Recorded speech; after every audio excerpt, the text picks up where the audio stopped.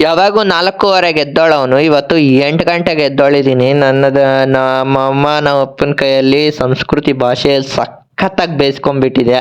ಮತ್ತು ಬೇಯಿಸ್ಕೊಂಡ್ರೆ ಅದೇ ಮೂಡಲ್ಲೇ ಬಂದು ಹಸುಗಳಿಗೆಲ್ಲ ನೀರೆಲ್ಲ ಇಟ್ಟು ಎಲ್ಲ ಬೆಳಗ್ಗೆ ಯಾರ ಮುಖ ನೋಡಿದ್ನೋ ಏನೋ ಅನ್ಸ್ಕೊಂಡು ಬೇಯಿಸ್ಕೊಂಡು ಹಸುಗಳನ್ನೆಲ್ಲ ಹಿಡ್ಕೊಂಬಂದು ಮತ್ತು ನಮ್ಮ ಪಡ್ಡೆನ ಹಿಡ್ಕೊಂಬರೋಣ ನಮ್ಮ ಪಾವನಿ ಅಂದರೆ, ನಿಮ್ಮ ಮನೆಯಲ್ಲಿ ಈ ರೀತಿ ಹಸು ಯಾವುದಿದೆ ಅಂತ ಕಾಮೆಂಟ್ ಮಾಡಿಬಿಡಿ. ಈ ಥರದ ಹಸುಗಳನ್ನ ಮೇಯೋದು ಮತ್ತು ಎಲ್ಲ ಹಸುಗಳ್ನೂ ಬಿಟ್ಬಿಟ್ಟೆ ಮೇಯೋದಕ್ಕೆ. ನಮ್ಮಮ್ಮ ಯಾವಾಗೂ ಕಟ್ಟಾಕ್ತಾನೇ ಇರ್ತಾರೆ, ನಮ್ಮ ಅಮ್ಮನ ಕೈ ಕೊಟ್ಟರೆ. ಇವಾಗ ನಾನು ಬಿಟ್ಬಿಟ್ಟೆ ಎಲ್ಲ ಹಸುಗಳು.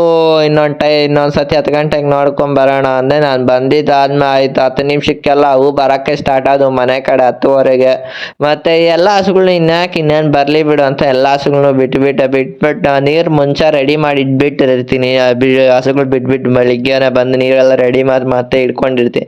ಮತ್ತು ಎಲ್ಲ ಹಸುಗಳು ನೀರೆಲ್ಲ ಕುಡಿಸಿದ್ದಾದ್ಮೇಲೆ ನಾನು ಅಮ್ಮ ಎಲ್ಲ ಹಸುಗಳಿಗೂ ಮೇವೆಲ್ಲ ಹಾಕಿ ಮತ್ತು ಸೆಕೆಂಡ್ ರೌಂಡು 2 ಗಂಟೆಗೆ ಆಗಿಬಿಟ್ಟು ಎಲ್ಲ ಹಸುಗಳಿಗೂ ಮತ್ತೆ 4:15ಗೆ ಟೈಮ್ ಆಯಿತು ಅಂತ ಈ ರೀತಿ ರೆಡಿಯಾಗಿ ಹಾಲು ಕರಿಯಕ್ಕೆ ಕುತ್ಕೊಂಡ್ಬಿಟ್ಟೆ.